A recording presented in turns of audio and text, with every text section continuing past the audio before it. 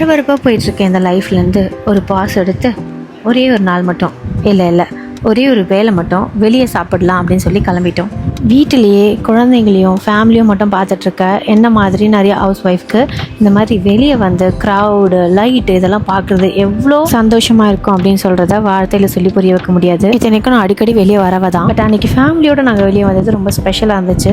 நாங்கள் இன்றைக்கி வந்தது கோரா ஃபுட் ஸ்ட்ரீட் தான். யூஸ்வலாக இந்த லெஹமில் தான் சாப்பிடுவோம். பட் அன்றைக்கி நாங்கள் இந்த கபாலிஸ் தாய் இலை பிரியாணி அதில் ட்ரை பண்ணோம். இப்போ ஆனியன் ரேட் நல்லா கம்மியாக இருக்குன்றனால ஆனியன் நல்லா தாராளமாக வச்சு கொடுத்துருந்தாங்க. ஆல்வேஸ் ரெஸ்டாரண்ட்டில் போய் சாப்பிட்றத விட எனக்கு கையேந்தி பவனில் சாப்பிட்றது ரொம்ப பிடிக்கும். கூட கிட்ஸ் கூட்டு போயிருந்தனாலையும் அதுவும் இல்லாமல் அன்றைக்கி மழைன்றனாலையும் நாங்கள் கார்லேயே எங்களோட விருந்து ஸ்டார்ட் பண்ணிட்டோம். நாங்கள் வாங்கினது ஒரு சிக்கன் பிரியாணி, ஒரு mutton biryani and chicken pakoda. இது எல்லாத்துக்கும் சேர்த்து எங்களுக்கு 690 rupees ஆச்சு. வர்த் த ப்ரைஸ். ஃபுட் டேஸ்ட் ரொம்பவே நல்லாவே இருந்துச்சு. கொஞ்ச நேரம் ஃபோனெல்லாம் ஒதுக்கி வச்சுட்டு கொட்டுற மழையை ரசிச்சுட்டு சூடான பிரியாணியை சாப்பிட்டுட்டு ஃபேமிலியில் நாங்கள் 4 பேரும் டைம் ஸ்பெண்ட் பண்ணது எனக்கு ரொம்பவே மனசுக்கு சந்தோஷமாக இருந்துச்சு.